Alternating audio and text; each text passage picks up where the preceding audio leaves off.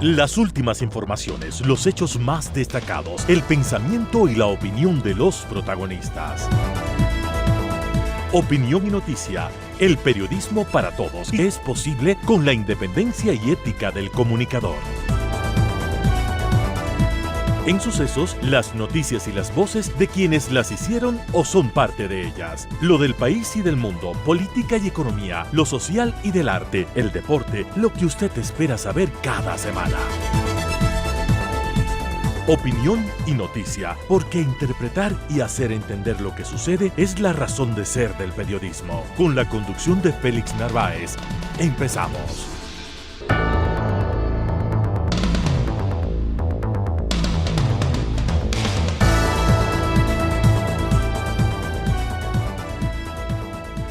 Amigos, un cordial saludo desde Sucesos. Gracias por acompañarnos. Otra entrega semanal de opinión y de noticia. Recuerde usted que estamos en el 101.7 FM y desde cualquier parte del mundo usted nos puede sintonizar en el www.radiosucesos.fm. También estamos en el Facebook, en el Instagram, en el Sistema X, en el WhatsApp, en el YouTube. Nuestros correos electrónicos radiosucesosecuador@radiosucesos.es. Muchísimas gracias su sintonía y como siempre vamos a abordar desde este momento lo más importante a prácticamente una semana de la consulta popular. Una nueva convocatoria para que el país se pronuncie sobre preguntas que sin duda son importantes, pero hay una fundamental: el trabajo por horas. Se dice que esta va a ser una de las claves de esta consulta popular. Bueno, vamos a invitar la presencia de los doctores Mauro Andino y Andrés Castillo. Y a propósito de cosas que se vienen fundamentales, el futuro de las relaciones con México. Haremos contacto con el arquitecto Fernando Carrión y también vamos a tratar algo que está flotando en toda esta crisis de características hasta desconocidas y desde luego alarmantes. Crisis institucional, crisis política que está atravesando el país. ¿Cómo entender el comportamiento del expresidente Rafael Correa? ¿Por qué el señor hace todo esto?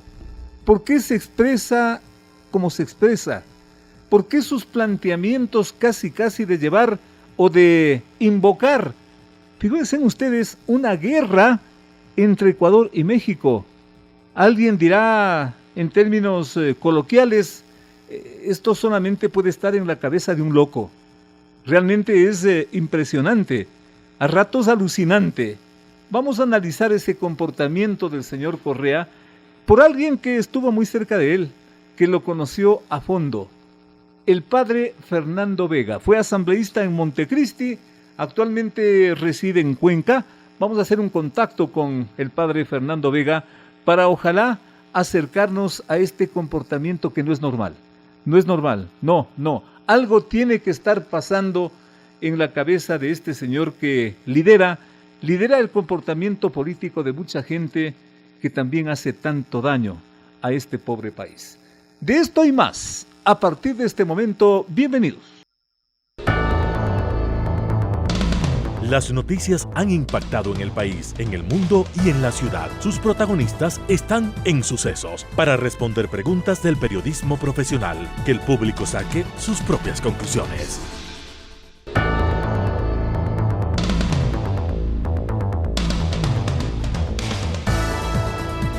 La OEA y el secretario general de la ONU se pronunciaron sobre la compleja y escabrosa crisis diplomática entre Ecuador y México. La OEA cuestionando a los dos países a partir de la condena de Ecuador por irrumpir en la embajada de ese país en Quito y apresar al ex vicepresidente Glass, refugiado hace 3 meses. El secretario de la ONU, por su parte, aclarando que la polémica demanda mexicana del presidente López Obrador de expulsar al Ecuador de la ONU no es un asunto de ese organismo, sino de varios estados. México mantiene así rota su relación con Ecuador e insiste que la Corte Interamericana de Justicia sancione al país andino por atreverse a irrumpir en la embajada, por bloquear el asilo al polémico Jorge Glass, lo que es de dominio público. Glass actualmente permanece detenido en la cárcel de La Roca y en peligro su vida, según el expresidente Correa, porque el señor Glass se niega a ingerir alimentos. Y mientras el lío diplomático persiste, en Miami la justicia norteamericana prosigue su enjuiciamiento al excontralor Carlos Pollitt, detenido allá por lavado de activos. Lo hace escuchando a exfuncionarios de la empresa Odebrecht que habrían sobornado a varios funcionarios del correísmo y al propio excontralor. La suma, $55 millones. Son los antecedentes con los que estamos saludando y agradeciendo la presencia del catedrático, maestro universitario Fernando Carrión, quien ya está en contacto con este espacio de información y de opinión. ¿Cómo entender todo este escándalo, toda esta situación que durante esta semana realmente trágica para todos se ha configurado en los términos que son de dominio público? ¿Cuál es el punto de partida? ¿Cómo entender todo esto? Arquitecto, un gusto tenerlo por acá. Bienvenido. No, muchísimas gracias por la invitación. Un saludo cordial a ustedes y obviamente a la audiencia. Lo que hay que entender es que esto es un proceso, un plazo muy corto, donde hubo varias incidencias complicadas. Esto se inicia, como todos sabemos, por unas declaraciones del presidente de México, Andrés Manuel López Obrador, donde hace un parangón de las elecciones pasadas en Ecuador con las elecciones que están por ocurrir en junio de este año en México. Y son declaraciones que bueno, hablan del asesinato de Fernando Villavicencio y cómo eso modificó el resultado electoral, beneficiando a unos y perjudicando a otros. Frente a eso, a mí me parece que la posición que tuvo el presidente de Ecuador, Daniel Noboa, fue demasiado fuerte, me parece, porque lo que debió haber hecho es o enviar una nota al presidente indicándole que no está de acuerdo con esa posición, pidiéndole una explicación a la embajadora de México aquí en el Ecuador, o incluso pedir que el representante ecuatoriano en México pues venga al Ecuador. Pues eso no hizo. Sin embargo, Fernando, en días anteriores el gobierno le pidió a la embajada que le permita detener al señor Glass y con eso no hubiese pasado nada. Claro, pero eso es parte ya de todo este proceso que estoy diciendo. Entonces, frente a esa declaración de persona no grata de la embajadora, que me parece que fue una decisión muy extrema, pues la respuesta que tenemos del presidente de México es justamente el asilo de Jorge Glass, lo cual complica mucho más, porque hay que tener en cuenta que Jorge Glass fue a la embajada el 17 de diciembre y hasta ese momento no se había pronunciado el gobierno mexicano, y frente a la declaración de persona no grata de la embajadora, la respuesta de México es justamente el asilo diplomático. Bueno. Y ahí se produce la otra decisión por parte del gobierno ecuatoriano de meterse a la embajada, que a mí me parece que ese fue un error muy fuerte, que ha producido pues efectos muy grandes. En otras palabras, ese proceso que fueron 3 días resultó con los problemas que estamos teniendo. De esto, ¿quién está perdiendo a esta altura y cómo salir del problema? ¿Está perdiendo el Ecuador? ¿Está ganando México? ¿Al revés? ¿Cuál es su diagnóstico en ese punto, Fernando? A ver, yo creo que aquí hay dos impactos que hay que tener en cuenta. Uno, de lo que está pasando internamente, por lo menos en el Ecuador, hasta este momento que toma esta decisión de meterse las Fuerzas Armadas y la policía a la Embajada Mexicana, el presidente Noboa no había tenido oposición, porque había logrado un acuerdo tripartito bastante interesante con el Partido Social Cristiano, con la Revolución Ciudadana y con ADN, que le había permitido incluso aprobar 5 leyes en plazo menor a los 5 meses, es decir, una cosa rarísima en el caso de Ecuador. Consecuentemente, ¿usted está pensando que el costo es por la parte política? En el caso interno del Ecuador, sí, porque ahora ya tenemos una oposición que tiene dos expresiones. Una que es una oposición dentro de la Asamblea, porque se rompe este acuerdo, y la Revolución Ciudadana asume esa función. Y la otra es el mismo caso que se personaliza en Rafael Correa, que también asume ya de forma explícita y directa la representación de ese sector en la oposición. Ahora, aquí vienen dos cosas. Uno, la consulta popular, que habrá que ver qué es lo que pasa. Las encuestas lo que están mostrando más bien es un apoyo al presidente, es decir, que ganaría la consulta. Y la segunda cosa que me parece que es más compleja para el presidente es la posibilidad de la reelección en febrero del próximo año. Entonces yo diría, en términos políticos, eso es lo que ha pasado internamente. Ahora, hacia afuera, aquí hay por lo menos tres expresiones. Una de carácter jurídica, que es básicamente esta demanda que ha puesto el presidente de México en la Corte Internacional y de alguna manera hasta medio fallida, si se quiere, porque ahí pide que el Ecuador sea expulsado de Naciones Unidas. Claro. Frente a eso, el secretario general de Naciones Unidas responde que eso no es una atribución, una competencia de la Corte Internacional. Eso tiene que ser resuelto en la Asamblea por todos los 193 miembros. Con lo cual creo que el gobierno mexicano tiene una pérdida ahí y el Ecuador tiene una ganancia. Entonces, eso en términos jurídicos. En segundo, en términos políticos, han habido ya reuniones de la Unión Europea, no la totalidad, pero una parte de la Unión Europea, de la OEA, de la CELAC, donde han habido pronunciamientos de los países y pronunciamientos también con documentos. Ahí probablemente la más fuerte sea la de la OEA, pero me parece que hay una especie de empate, diríamos, ¿Cómo no? en ese caso. ¿Cómo no? Porque por un lado hay una crítica, obviamente, por la presencia de las Fuerzas Armadas en la Embajada norteamericana, pero por otro lado también se señala explícitamente que no se debería entregar asilo a personas que tienen condiciones complejas en términos jurídicos. Como que les llama la atención a los dos países, ¿no? Exactamente, y no solo eso, Félix, sino que les llama para que se puedan unir a resolver este problema. Ya, ya. Entonces, creo que es interesante. Y la tercera cosa, sí, la primera política, la primera jurídica, la segunda política, y en este caso, la económica, la comercial. Y yo creo que ahí sí estamos con problemas, porque ya hay algunas expresiones del gobierno mexicano que dice que las relaciones comerciales se van a ver afectadas, pero también, por ejemplo, de Mercosur, también habría quizás una expresión de que se retire el Ecuador de su condición, no es un miembro nato de Mercosur, pero eso le daba ciertas ventajas en términos arancelarios. Si eso ocurre, podría ser complicado. Y una última cosa, que va fuera de lo jurídico, de lo político y lo económico, es que creo que México y Ecuador van a tener problemas, sobre todo con los carteles.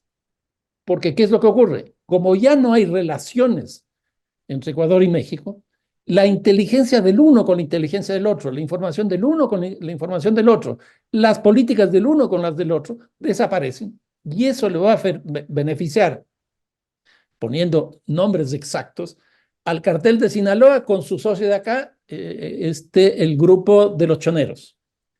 Jalisco Nueva Generación en México con el grupo correspondiente acá en el Ecuador.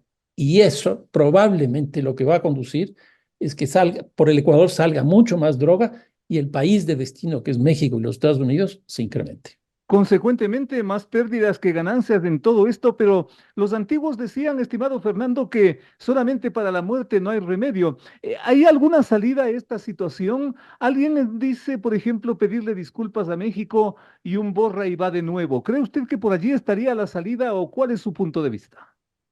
A ver, yo creo que hay que seguir también con la línea de tiempo. Nosotros tenemos la consulta el 21 de abril próximo. En una Y semana. me parece que el gobierno ecuatoriano no va a hacer absolutamente nada hasta esa fecha.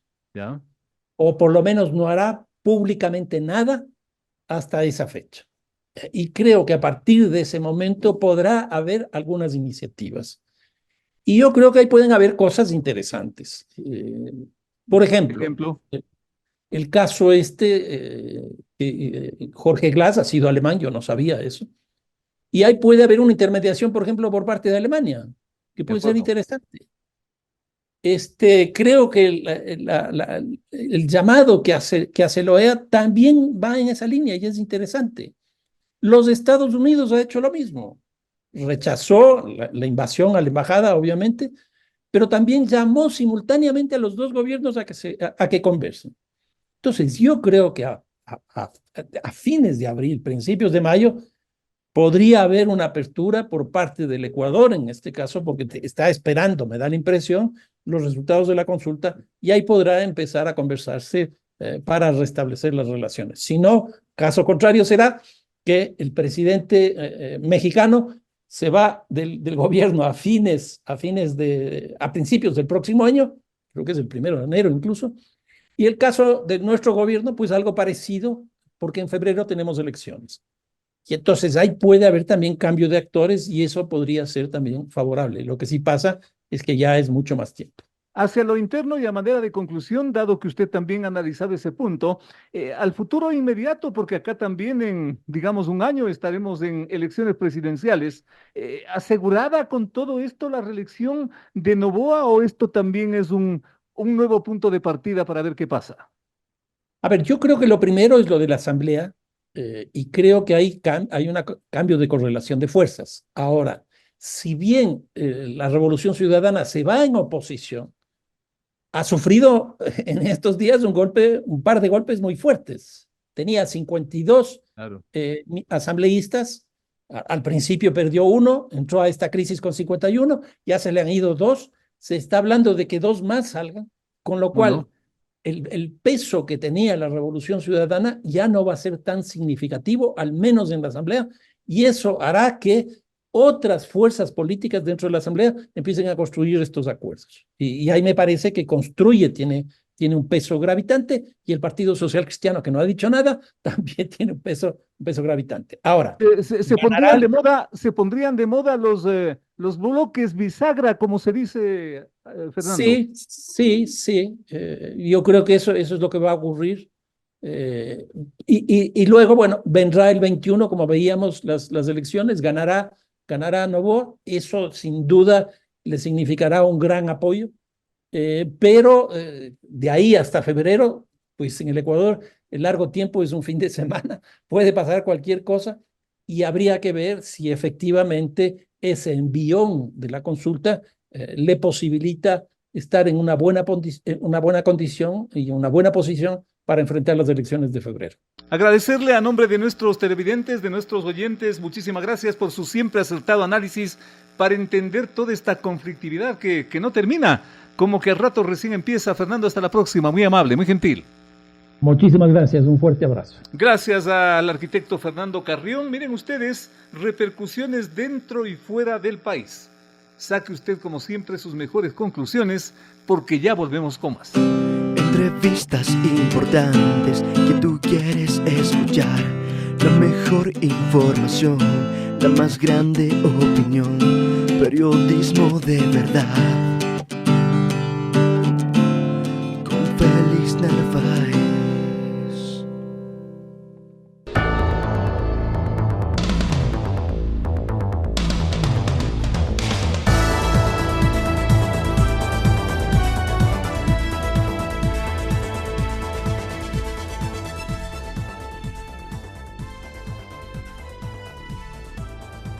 Y enmienda que propone el gobierno para la contratación del trabajo a plazo fijo y por horas. Propuesta que va a la consulta popular del próximo 21 de abril y que tiene luz propia en el paquete de preguntas. ¿Es acaso la más polémica? Así al menos lo dicen los encuestadores. En un ambiente laboral de marcada informalidad y con señales de permanente depresión, la propuesta presidencial suena atractiva porque a la vuelta de la esquina sin embargo, suenan reparos y advertencias. Desde el sector empleador se esgrimen señales optimistas, diciendo que la posible contratación por horas flexibiliza el mercado laboral ya endurecido por precios y condiciones que desalientan al empleador. Mientras tanto, en la otra orilla, temen que la nueva jornada la nueva fórmula solo sea para legalizar la precarización laboral y terminar afectando los derechos del trabajador. ¿Acaso por todo esto es una de las preguntas más encendidas de la inminente consulta popular, y por eso nos honran con su presencia a través de lo telemático el doctor Andrés Castillo y en forma presencial el doctor Mauro Andino, expertos en el derecho, conocedores de la materia, para dar luces a prácticamente una semana de ir a las urnas y pronunciarnos sobre esto, pronunciarnos diciéndole sí o no. Doctor Mauro Andino, un gusto tenerle por acá. ¿Hay que decirle sí o no a la consulta?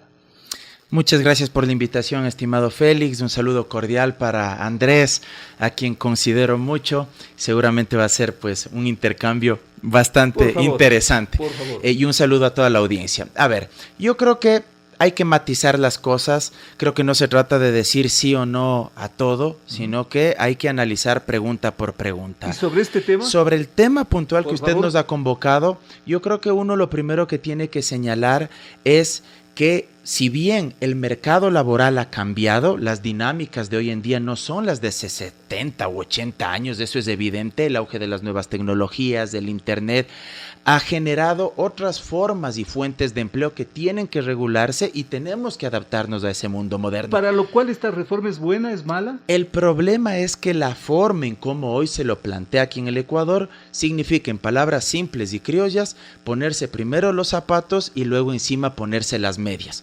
Porque el anexo de la pregunta sobre el contrato por horas y contrato a plazo fijo no blinda, no protege derechos sociales de la clase trabajadora. Ni siquiera sabemos con claridad, Félix, la fórmula, la metodología de cálculo matemático para pagar la hora de trabajo. Y le pongo un ejemplo muy sencillo. Un ejemplo que lo vamos a desarrollar en esta propuesta de información y de opinión, frente a lo cual quiero dar la más cordial bienvenida al doctor Andrés Castillo. Como que hay que empezarle diciendo no a esta parte de la consulta. ¿Qué piensa usted, doctor Castillo? Bienvenido. Félix, buenos días, gracias. Un saludo para usted, para el distinguido Mauro, gran amigo, y a quien yo también considero muchísimo.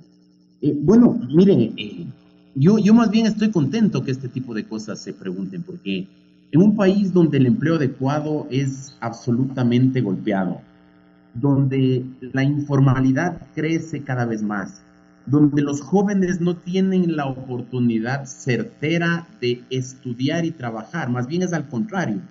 Vivimos la generación de los ni estudian ni trabajan, porque, claro, las leyes de educación superior ponen un montón de trabas para que los jóvenes puedan entrar a la universidad, y las leyes laborales ponen un montón de trabas para que los jóvenes puedan trabajar.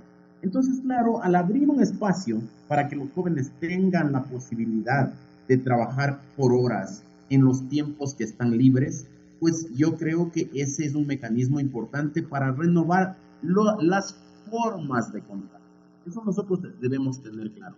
A veces confundimos que los que ya tienen sus condiciones laborales establecidas van a ser golpeados por esta reforma, cuando uno de los principios fundamentales del derecho, Félix, Mauro y amigos, es la irretroactividad de la norma. Y en esto yo quiero dejar bien claro mi argumento.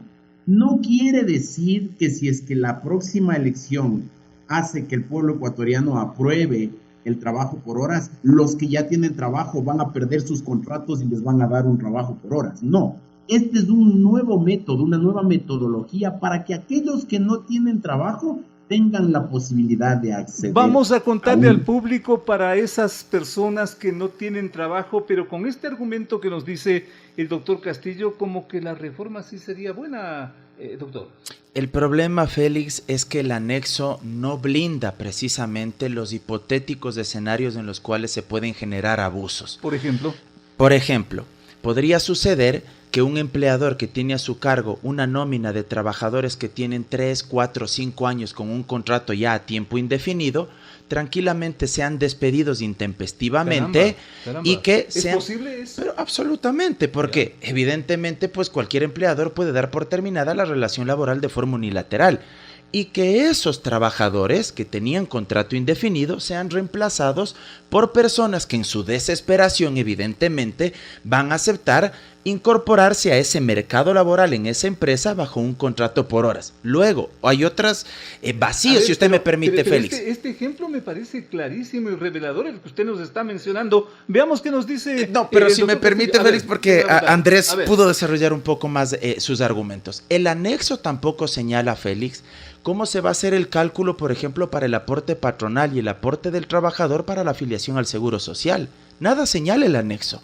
Tampoco se señala en el anexo, el tema de los décimos, el tema de las vacaciones. Asumamos por un momento que usted, Félix, tiene un trabajo mensual por horas. Durante un año, 2 empleadores distintos, 12 contratos por horas mensuales.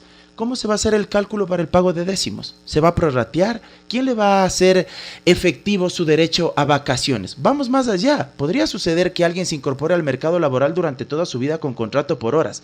¿Quién le va a pagar utilidades? ¿Quién le va a pagar la jubilación patronal si es que trabaja durante 20 años? ¿Cómo se va a garantizar los derechos de una mujer embarazada o de una persona con discapacidad? Nada de eso está definido en el anexo. ¿Por qué firmar un cheque en blanco si de antemano no conocemos el contenido de los acuerdos ministeriales que dice el anexo? Se tendrán que expedir en un plazo de 30 días si es que esto se aprueba. Ejemplos que necesitan ser aclarados, doctor Castillo, tenga la bondad. La Constitución de Montecristi, que fue redactada por la Asamblea Constituyente que todos conocemos, habla sobre la progresividad de los derechos. Siempre los derechos tienen que ir hacia adelante. Por lo tanto, resulta equivocado decir que eventualmente se va a retornar a una condición precaria con el trabajo por horas. Pero los ejemplos que nos pone el doctor son bastante claros, doctor, y bastante prácticos, diría yo. Y hacia allá voy. En los trabajos regulares, las tablas sectoriales del Ministerio del Trabajo establecen cuánto gana de sueldo acorde a la experticia del trabajador. No gana lo mismo una empleada doméstica que un conductor profesional, que un guardia de seguridad, que un abogado de primeros años, que un economista, y ese tipo de tablas no las regula el anexo. Esas tablas las regula el Ministerio del Trabajo.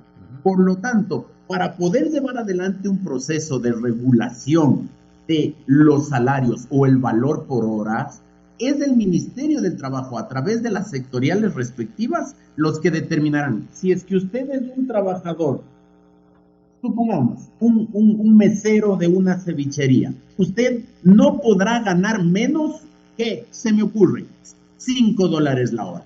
Estoy hablando con un prorrateo a lo que sucedería si es que tendría un contrato regular. Por lo tanto, debemos entender que la pregunta abre el espacio para que tengamos la posibilidad de una nueva modalidad de trabajo. Y además, yo sí creo, ahí discrepando con el Mauro, que nadie va a ser tan elemental de contratar a alguien por 8 horas diarias. Es decir, no es que le va a quitar el contrato normal para contratarle por 8 horas diarias. Más bien, el espíritu de la contratación por horas es que se pueda cumplir menos que las 40 horas a la semana, porque esa es la naturaleza del contrato. Y si es que alguien está dispuesto a, por ejemplo, lo que decíamos hace un momento, estudiar y trabajar, tiene la posibilidad de trabajar 2, 3, 4 horas diarias o 4, 5, 6, 10 horas a la semana y de esa manera poder tener recursos para poder... En la práctica, una flexibilización que técnicamente se llama del mercado laboral, doctor Andino.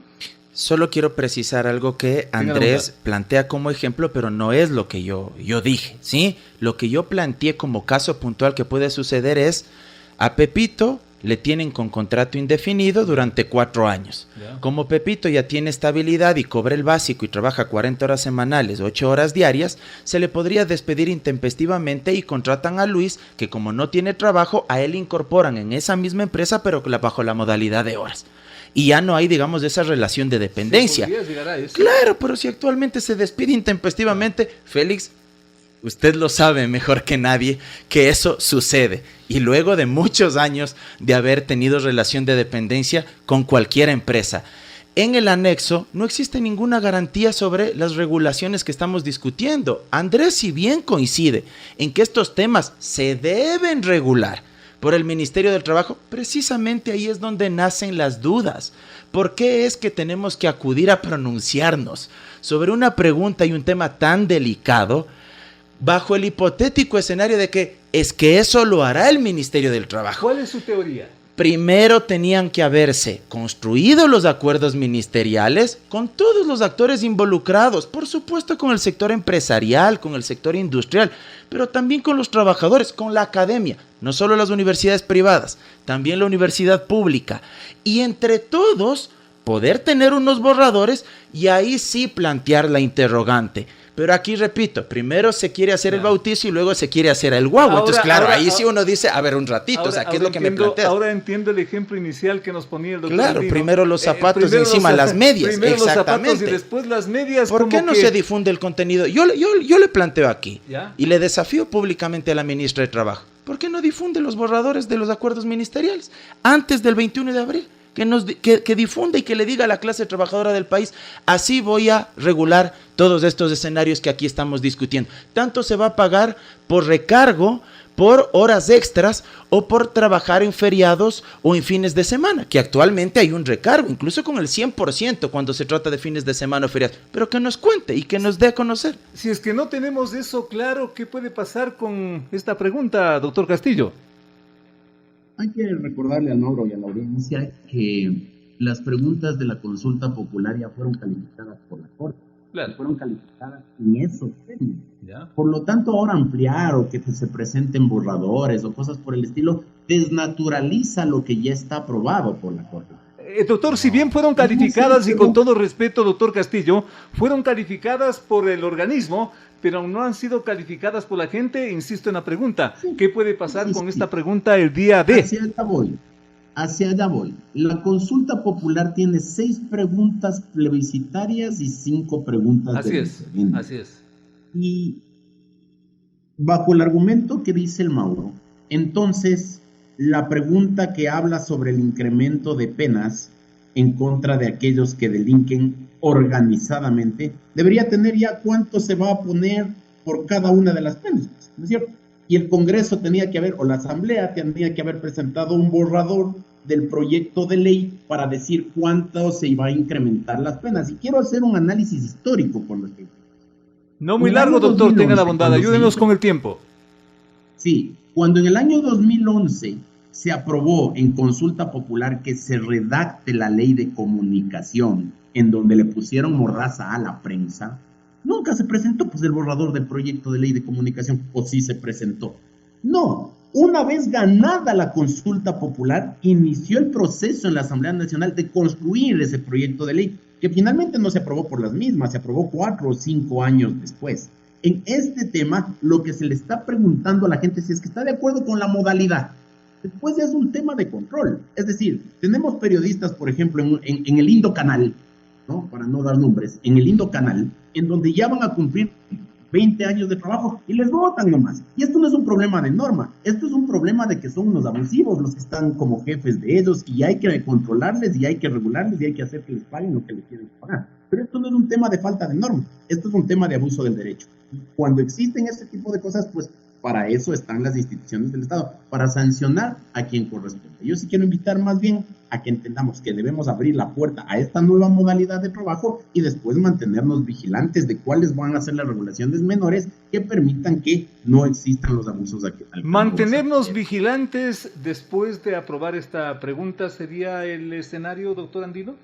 ¿En serio confiamos en el Estado luego de haber tenido casos como Furukawa, donde hubo explotación, esclavitud moderna, donde hubo niños que nacieron en haciendas tabacaleras y donde hubo accionistas japoneses que no les importó despedir intempestivamente a obreros mutilados y no reconocerles un solo centavo? ¿En serio vamos a confiar en un Ministerio del Trabajo que no ha difundido un solo borrador del contenido de los acuerdos ministeriales? Comparar con las transitorias de una constitución cuando se ordena aprobar leyes no viene al caso, no es lo mismo, porque aquí estamos hablando de temas puntuales que deben regularse o en el Código del Trabajo o vía acuerdo ministerial. Y yo no he dicho aquí que los acuerdos ministeriales necesariamente debían estar en el anexo.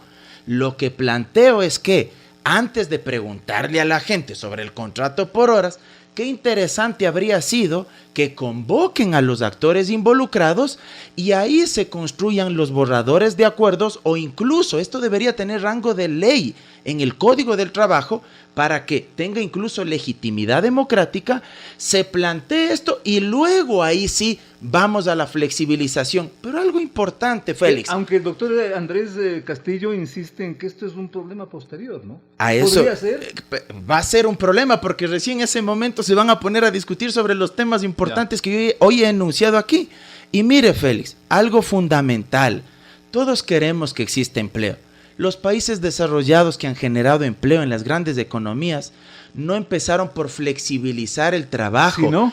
Primero hicieron crecer su industria nacional, implementaron un modelo de desarrollo productivo fuerte, tuvieron de la mano un Estado social de derecho, o lo que los europeos, porque esto no es comunismo ni nada que se le parezca, un estado de bienestar fuerte.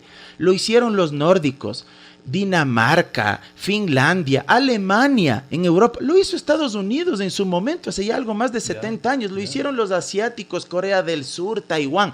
Una vez que se implementó un modelo de desarrollo productivo fuerte, ahí sí avanzaron en la siguiente etapa. Flexibilizar, porque yo tampoco es que me opongo a eso, pero primero hay que hacer crecer la economía, garantizar derechos sociales para la gente, no clavarle el IVA del 15%, pues porque eso reduce la capacidad de consumo y el poder adquisitivo y ataca a los empresarios. Y cierro con esta propuesta, lo de fondo en política pública para generar empleo. ¿Sabe cuánto está en este momento, a cuánto está la tasa de interés para las pymes, Félix? Aquí en el Ecuador, al 11.53%. La tasa de interés para las pymes en los países desarrollados está entre el 1,50 y el 2,50%. Luxemburgo, Francia y otros países más. Si aquí se quiere apoyar la generación de empleo, hay que apoyar a las pymes, que son las que generan el 70% de empleos formales. ¿Por qué se tiene que dar contrato por horas a la banca? Pregunto yo eso, o a una gran industria, una multinacional petrolera. ¿En serio ellos van a poder contratar por horas? Nadie nos ha explicado que, por ejemplo, en esos casos se vaya a prohibir. Primero el desarrollo económico para luego organizar el empleo. Conclusión del doctor Mauro Andino, la suya, doctor Castillo. Llama la atención que justamente el Mauro nos hable de los impuestos al 15% y el impulso a las pymes. Cuando el presidente de la República planteó la reforma tributaria en la que se incrementó el IVA, curiosamente la bancada de la Revolución Ciudadana pidió un aporte adicional de las pequeñas y medianas empresas que le dio $700 millones más al Estado. Es decir, aquí una cosa es hablar en un foro como este, y estoy convencido de que el Mauro lo hace de buena fe, y otra cosa es lo que terminan haciendo en la práctica. Vivimos con un código del trabajo de 1936, Félix. Y aquí no estamos hablando de que la modalidad del trabajo por horas va a ser la única y va a ser la obligatoria. Voy a poner un ejemplo que no está a la altura de su audiencia, porque su audiencia muy cortito, tenga la bondad, doctor. Sí, cuando yo quiero hacerme un terno, no le contrato pues al sastre todo el mes. Le contrato para que me haga el terno, pues y le pago por el terno. Eso se llama un contrato por hora, cierto. Hay los contratos a destajo también. Hay los contratos permanentes, y esta es una nueva modalidad que uno la puede tomar como no. Es decir, no es obligatorio que todos la tomen. Es una nueva forma que nosotros abrimos justamente para que cuando la gente requiera de personal para un tiempo establecido y haya gente que quiera trabajar por el mismo tiempo establecido, tengan la posibilidad que dentro del ordenamiento jurídico podamos juntar esas dos necesidades y podamos generar más empleo. Ahora entiendo y ahora entendemos por qué este tema del contrato por horas, pregunta de la consulta popular, es uno de los ejes, es el punto, llámele usted como quiera, amable oyente, amable televidente, es uno de los puntos quizás más críticos de todo este proceso. El aporte importantísimo de nuestros invitados, los doctores Mauro Andino y Andrés Castillo, seguramente va a servir para que usted de aquí en una semana lo resuelva eso ante las urnas. Veamos qué ocurre. Gracias a nuestros invitados, volvemos con más. Un abrazo, gracias.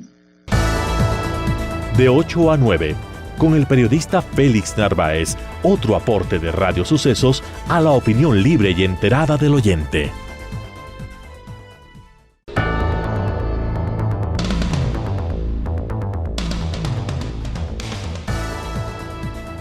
Primero desde Miami y luego desde Brasil, varias derrumbadas están poniendo en riesgo la ponderada y hasta temida influencia política del correísmo.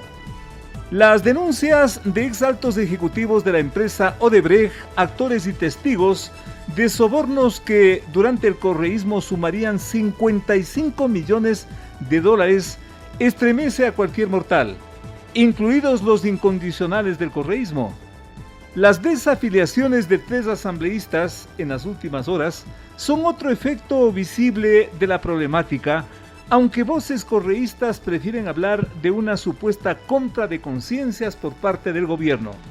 Mientras las revelaciones de la reunión de Correa en Brasil para organizar su inocencia y el manejo de la justicia es otro problema que indigna, avergüenza y a ratos parece increíble. Con estos antecedentes, que son quizás los principales de las últimas horas, estoy saludando cordialmente al doctor Fernando Vega, es asambleísta de este país. Nuestro contacto es con la ciudad de Cuenca. Gracias, doctor, por aceptar esta invitación para contarnos, usted como un crítico conocedor de las interioridades políticas de lo que también fue su partido, y teniendo como eje de toda esta problemática que es de dominio público, yo creo que la pregunta es de cajón. ¿Qué cree que le pasó al señor Correa con todo esto? ¿Por qué él en el eje de toda esta situación, si él se proyectó y se presentó como un líder para un nuevo país? Empecemos por allí, doctor, un gusto tenerle, le observamos, le escuchamos. Adelante, por favor.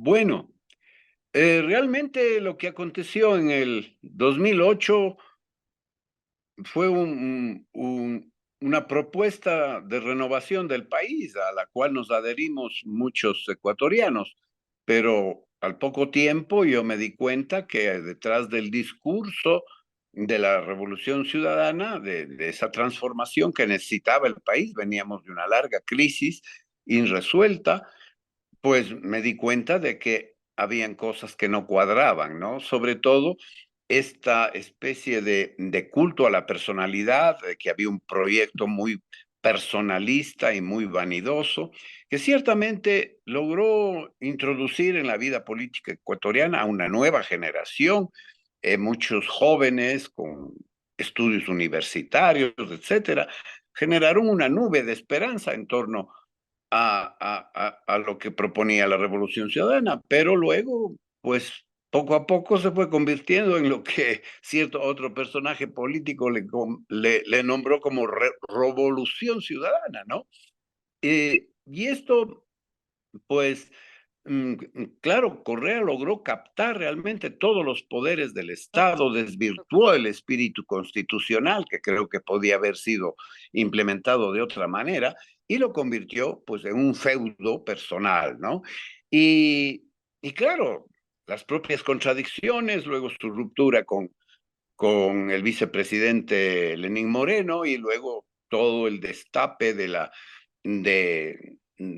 los casos de corrupción, empezando por la corrupción de Odebrecht, etcétera, etcétera. Todo eso pues se fue destapando y ahora hemos venido a recalar en todo lo que es metástasis y todas estas ya derivaciones que muestran hasta qué punto la narcopolítica y la corrupción política ah, ah, ah, han constituido pues un canal para un saqueo de los recursos económicos del país, y que como toda esa inmensa inversión hecha por el correísmo estuvo siempre marcado por coimas y por una serie de trapacerías, Con ¿no? toda esta, Hoy con toda pues esta, con toda esta situación, doctor Fernando Vega, ¿el país finalmente ha tocado fondo o Alianza País ha tocado fondo? Estoy pensando en qué vendrá después de esto, doctor.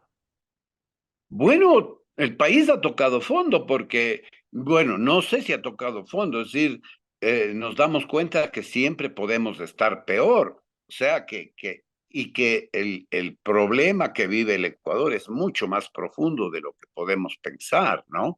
Entonces, lo que nos restaría es ya pues que se evidencie el fracaso del Estado, como está ocurriendo alguna cosa parecida a Haití, ¿no? Donde ya surge Terrible. un nuevo Estado totalmente delincuencial y donde ya no es posible la gobernanza democrática ni cosa por el estilo, ¿no? Con Yo todo no lo que creo se, que en el con Ecuador todo lo que se está, permitamos eso, bueno, pero con estamos todo en lo que se riesgo. está observando en estas horas, doctor Fernando Vega, con todo lo que estamos viendo en estas horas, ¿usted cree que todavía es salvable el correísmo o finalmente este partido político, esta organización ya no tienen futuro en este país? Desde el punto de vista de lo que es un partido político, de lo que es un partido democrático que aspire a gobernar un país, ya no tiene sentido. Realmente el correísmo es una especie de secta mafiosa, ¿no? Con un liderazgo absoluto, con una obediencia fanática cuyo único propósito es usar el poder en beneficio propio, ¿no? Me parece que por ese camino no tiene futuro. Ahora, es un hecho que el correísmo tiene todavía Claro. un volumen importante de adeptos y de devotos, ¿no? Pues que está ahí y va a seguir estando durante un tiempo hasta que, podemos decir, otras fuerzas políticas en el Ecuador se vayan constituyendo. El problema es que parecería que es difícil encontrar una renovación política profunda en el Ecuador, ¿no? Incluso por eso yo digo, hay algunas personas que rompieron con el correísmo que ahora yo les podría calificar de retrocorreístas, o sea, que después de haberse separado del correísmo están como que, por lo menos en el discurso y en las cosas que dicen y hacen, están volviendo a coincidir con el correísmo, ¿no? Y Y esto es preocupante. toda esta situación, doctor, nos trae a memoria y nos trae a luz todo lo que nos dejó diciendo el candidato Fernando Villavicencio. Él con una voz casi premonitoria describió buena parte de las cosas que están pasando. Escuchemos parte de lo que fue prácticamente una de sus últimas intervenciones. Nuestra patria es la mayor víctima de las operaciones criminales de las mayores mafias de narcotraficantes del mundo. Pero esas mafias y esos carteles no son ecuatorianos. No es que florecieron en el hermosísimo pueblo de Chone o en Esmeraldas. No, señores. Las mafias son de México, Sinaloa, Jalisco Nueva Generación y ahora la mafia albanesa. Es decir, los grandes carteles no nacieron en este país de paz. Y algo mucho más grave, el 98% del cultivo de la hoja de coca no es aquí en mi país. Y el 98% de la industrialización de la cocaína no se produce aquí en este país. Que el señor Manuel López Obrador encare su problema con las mafias allá en ese país donde gran parte de la clase política ha sido financiada por el narcotráfico. Y lo propio en Colombia, que el señor Gustavo Petro resuelva el problema de la cocaína en un país también donde gran parte de la clase política ha sido y es financiada con el dinero sucio del narcotráfico.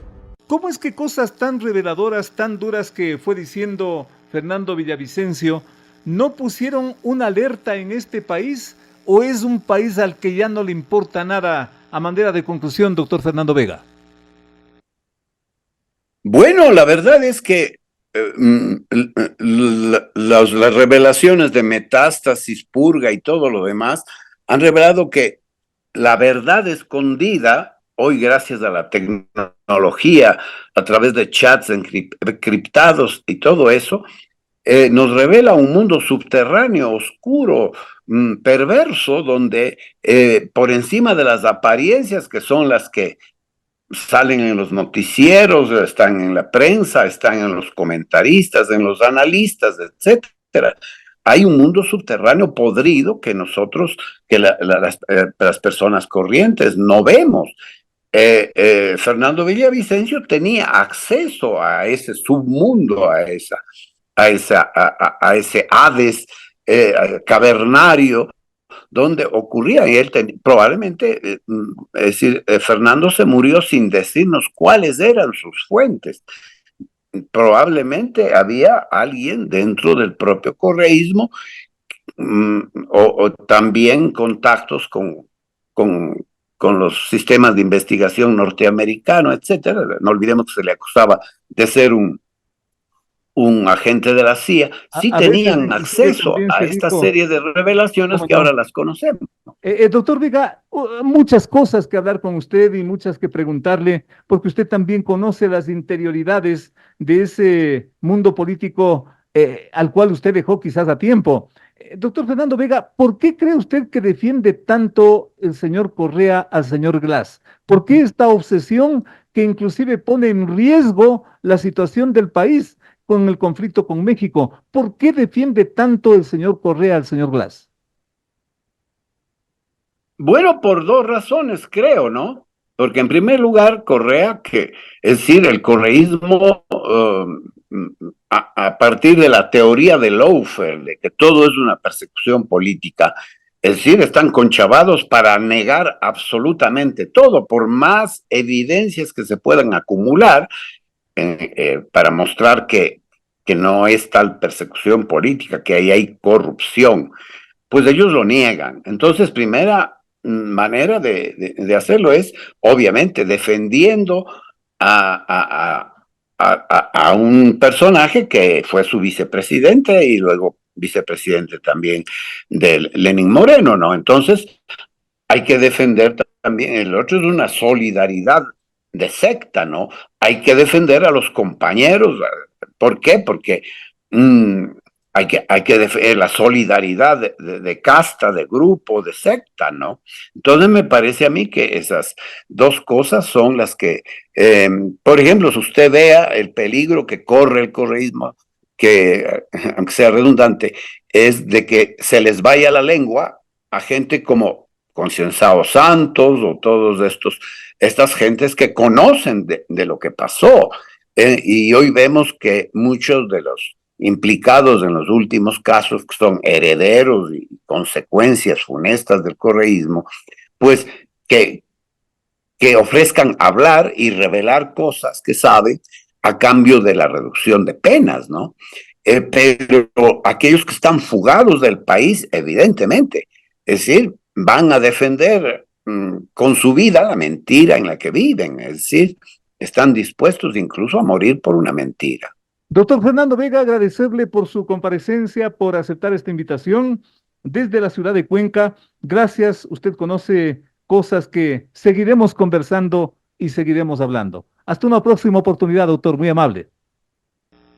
A la orden. Gracias al doctor Fernando Vega, es asambleísta. Él intervino en la constituyente de Montecristi, entonces lo hizo por Alianza País, por toda esta organización política que está metido en estos líos de marca mayor, donde estamos haciendo una pequeña pausa para retornar con más.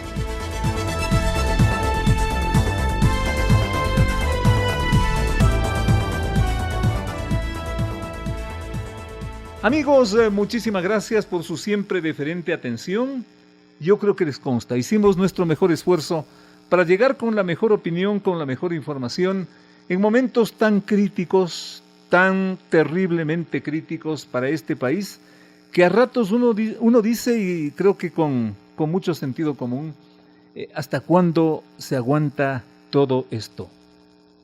Relajos, escándalos, denuncias, todo lo que nos viene desde Miami con este enjuiciamiento al excontralor Pollitt es realmente de locos. Es para una película, no sé si de terror, de ficción, o para Walt Disney, no sé, para una de las tres cosas, o para las tres al mismo tiempo, porque la forma en que, por ejemplo, el señor Pollitt almacenaba el dinero que le llegaba como coimas de la empresa brasileña Odebrecht, lo ponía en una caja fuerte y dado que el dinero se desparramaba, los fajos de billetes, declaraciones de los testigos, por favor, ante la justicia norteamericana, dado que los billetes no cabían en la caja fuerte de un departamento del Swiss Hotel en la ciudad de Quito, los ponía en cajas de licores,